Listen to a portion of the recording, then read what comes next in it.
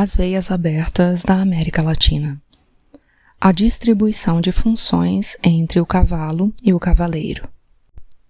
No primeiro capítulo de O Capital, Karl Marx escreve: o descobrimento das jazidas de ouro e prata na América, a cruzadas de extermínio, escravização e sepultamento das minas da população aborígene, o começo da conquista e o saque das Índias Orientais, a conversão do continente africano em campos de caça dos escravos negros. São todos fatos que assinalam a alvorada da era da produção capitalista. Esses processos idílicos representam outros tantos fatores fundamentais no movimento de acumulação originária. O saque interno e externo foi o meio mais importante de acumulação primitiva de capitais que, desde a Idade Média, tornou possível a aparição de uma nova etapa histórica na evolução econômica mundial. Na medida em que se estendia a economia monetária, o intercâmbio desigual ia abarcando cada vez mais camadas sociais e mais regiões do planeta.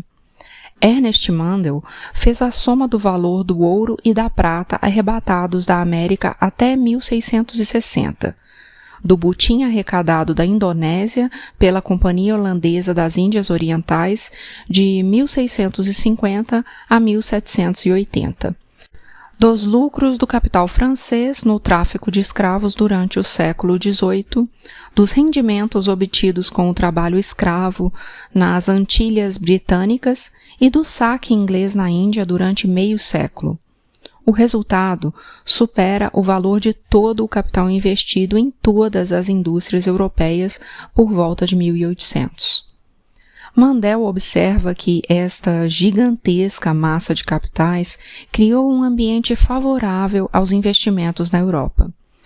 Estimulou o espírito empresarial e financiou diretamente o estabelecimento de manufaturas que deram um grande impulso à Revolução Industrial.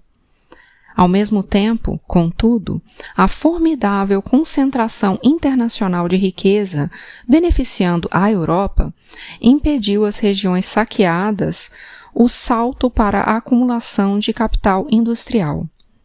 A dupla tragédia dos países em desenvolvimento consiste em que não só foram vítimas desse processo de concentração internacional, como também foram posteriormente obrigados a compensar seu grande atraso industrial, isto é, realizar a acumulação originária de capital industrial num mundo inundado de artigos manufaturados por uma indústria já madura, a ocidental. As colônias americanas tinham sido descobertas, conquistadas e colonizadas dentro do processo de expansão do capital comercial. A Europa estendia seus braços para alcançar o mundo inteiro. Nem Espanha, nem Portugal receberam os benefícios do avassalador avanço do mercantilismo capitalista, embora fossem suas colônias que, em grande parte, proporcionassem o ouro e a prata para nutrir essa expansão. Como vimos, embora os metais preciosos da América iluminassem a ilusória fortuna de uma nobreza que vivia tardiamente a Idade Média e na contramão da história, simultaneamente selaram a ruína da Espanha nos séculos seguintes. Foram outras as comarcas da Europa que puderam incubar o capitalismo moderno, valendo-se, sobretudo, da expropriação dos povos primitivos da América. A rapinagem dos tesouros acumulados seguiu-se à exploração sistemática, nos sovacões e jazidas, do trabalho forçado dos indígenas e dos escravos negros arrancados da África pelos traficantes. A Europa precisava de ouro e prata. Os meios de pagamento em circulação se multiplicavam sem cessar, e era necessário alimentar os movimentos do capitalismo na hora do parto. Os burgueses se apoderaram das cidades e fundavam bancos, produziam e intercambiavam mercadorias, conquistando novos mercados. Ouro, prata, açúcar. A economia colonial, mais abastecedora do que consumidora, estruturou-se em função das necessidades do mercado europeu e a seu serviço. O valor das exportações latino-americanas de metais preciosos durante longos períodos do século XVI foi 4 vezes maior do que o valor das importações, compostas essas, sobretudo, de escravos, sal, vinho, azeite, armas, tecidos e artigos de luxo. Os recursos fluíam para que fossem acumulados pelas nações europeias emergentes.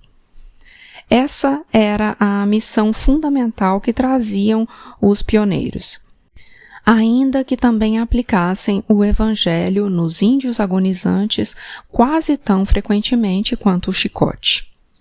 A estrutura econômica das colônias ibéricas nasceu subordinada ao mercado externo e, em consequência, centralizada no setor exportador, que concentrava a renda e o poder. Ao longo do processo, da etapa dos metais ao posterior fornecimento de alimentos, cada região se identificou com o que produziu, e o que produziu foi aquilo que dela se esperava na Europa. Cada produto carregado no porão dos galeões que sulcavam o oceano converteu-se numa vocação e num destino. A divisão internacional do trabalho, tal como foi surgindo junto com o capitalismo, parecia-se mais com uma distribuição de funções entre o cavaleiro e o cavalo, como observou Paul Baran. Os mercados do mundo colonial cresceram como meros apêndices do mercado interno do capitalismo que irrompia. Celso Furtado adverte que os senhores feudais europeus obtinham um excedente econômico da população por eles dominada e o utilizavam de uma forma ou de outra em suas próprias regiões, enquanto o principal objetivo dos espanhóis, que, na América, receberam minas, terras e indígenas do rei, consistia em subtrair um excedente para transferi-lo à Europa. Essa observação contribui para esclarecer o fim último que teve, desde a sua implantação, a economia colonial americana, ainda que formalmente mostrasse alguns traços feudais. Atuava a serviço do capitalismo nascente em outras comarcas. Afinal, tão pouco em nosso tempo a existência de centros ricos do capitalismo pode ser explicada sem a existência das periferias pobres e submetidas. Uns e outros integram o mesmo sistema. Contudo, nem todo o excedente se evadia para a Europa. A economia colonial também financiava a dissipação de mercadores, donos de minas e grandes proprietários de terras, que repartiam entre si o aproveitamento da mão de obra indígena e negra sob o olhar ciumento da coroa e sua principal associada, a Igreja. O poder estava concentrado em poucas mãos, que enviavam para a Europa metais e alimentos, e a Europa recebia artigos voluptuários, em cuja fruição empregavam suas crescentes fortunas. As classes dominantes não tinham o menor interesse em diversificar as economias internas, nem em elevar os níveis técnicos e culturais da população.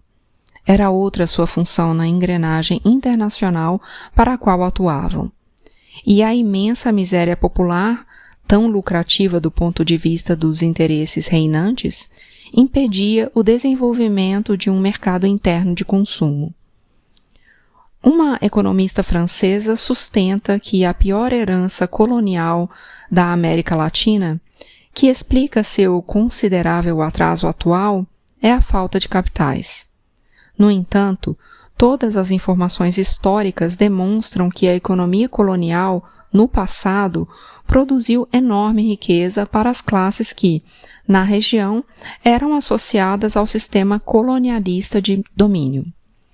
A abundante mão de obra disponível, gratuita ou quase gratuita, e a grande demanda europeia por produtos americanos, tornaram possível, segundo Sérgio Bagu, uma precoce e grandiosa acumulação de capitais nas colônias ibéricas. O núcleo de beneficiários, longe de se ampliar, foi se reduzindo proporcionalmente à massa da população, como se depreendesse do fato cabal de que o número de europeus e nativos desocupados aumentasse sem cessar.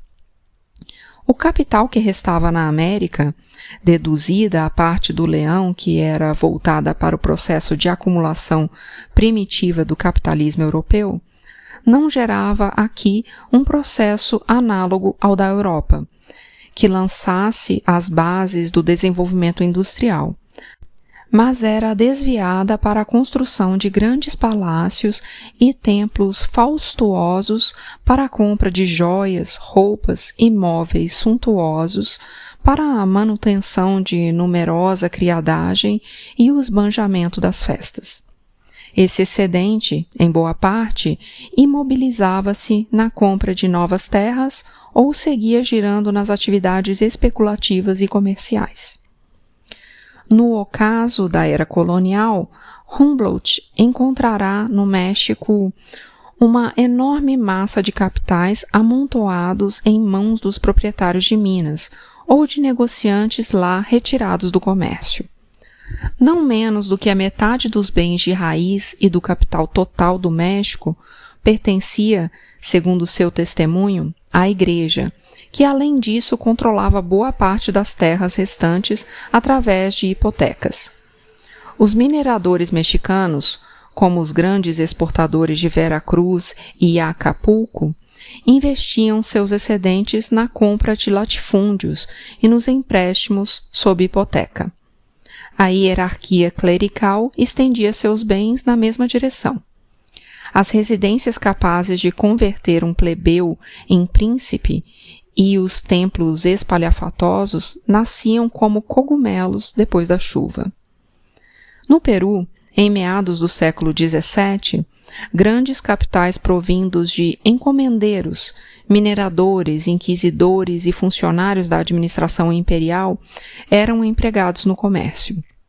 As fortunas nascidas na Venezuela do cultivo de cacau, iniciado em fins do século XVI, à custa de leilões de escravos disciplinados a chicote, eram investidas em novas plantações e outros cultivos comerciais, assim como em minas, bens de raiz urbanos, escravos e fazendas de gado.